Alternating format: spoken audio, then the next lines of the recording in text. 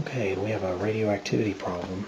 Our basic equation for that looks like this. That the activity as a function of time is equal to the initial activity times e to the minus 0.693 t over the half-life.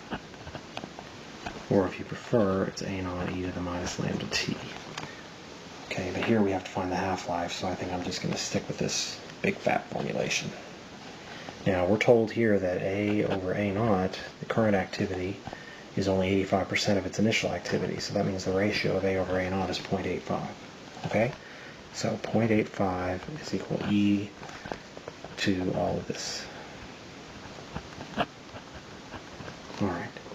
Now, if I take the natural log of both sides, of this equation, I get minus 1.625 is equal to minus 0.693 times the time. Now it's 3.5 years.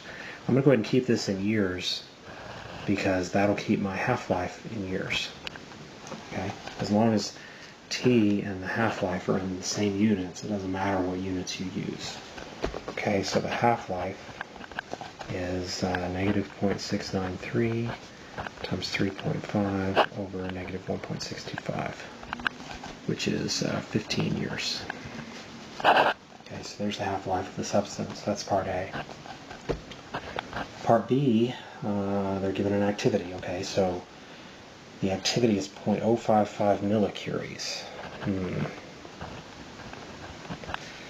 10 to the minus 3 curies. And we want to know how many atoms are present. Okay, so I'm going to have to get this into MKS units. I'm going to have to convert it into becquerels. Right, becquerel is the MKS unit of radioactive decay in decays per second. Okay, so that's 2.035 times 10 to the 6th becquerels. Now, activity, the other equation we have that has activity in it is that activity is equal to lambda n. Now we need MKS units for this. We need the half-life in years. So the half-life was 14.9 years, actually, if I wanted to convert, if I wanted to preserve my sig figs up here. My half-life is 14.9 years, but I got to convert that into seconds now.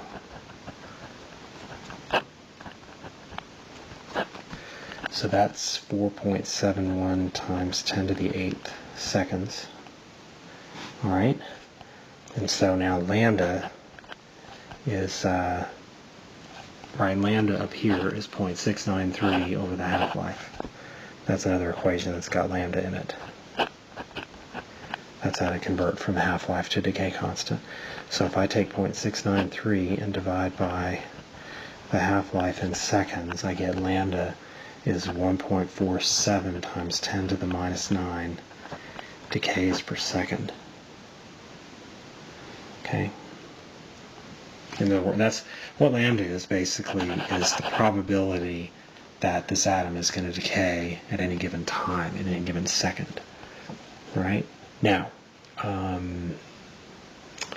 let's see how many atoms are present. So I'm trying to find n, right? So, well, n is equal to the activity over lambda. And the activity is here, 2.035 times 10 to the 6 becquerels. 10 to the 6 decays per second.